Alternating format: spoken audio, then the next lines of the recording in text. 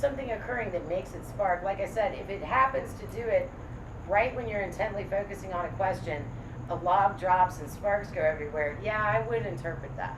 But the normal sparking and logs moving of a fire, to take it in consideration with what's happening.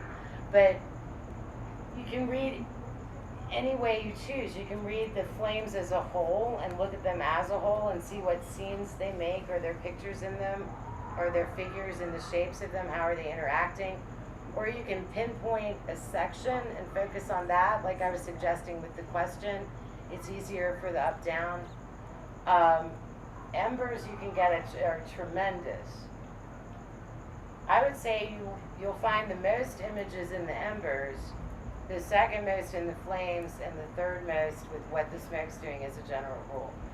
Smoke, the direction of the smoke is something to definitely you can pay attention to. If you're focusing on a situation and suddenly see a whole bunch of smoke going to the west, then the solution may be coming from someone who lives westward or who is from a westward point, and so going with the other different directions.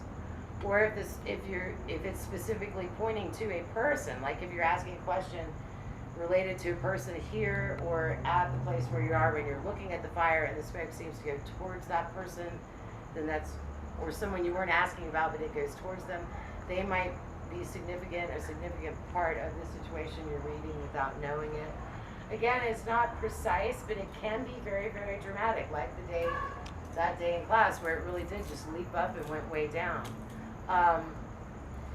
As a general rule, it works a lot like tea leaves, except there just isn't a time frame. There's no way to get a time frame at all with this.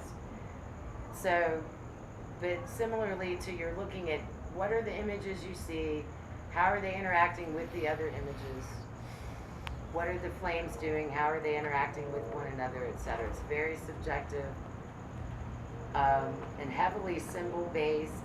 You could certainly use your tea leaf guide or another tea leaf guide to get a basic symbol list to get started on the flame scrying just as well. Although you may not see as much detail, but again, in the embers you might. In the embers you might see frogs and boats and all the different things that list on. You definitely can. It's with tea leaves.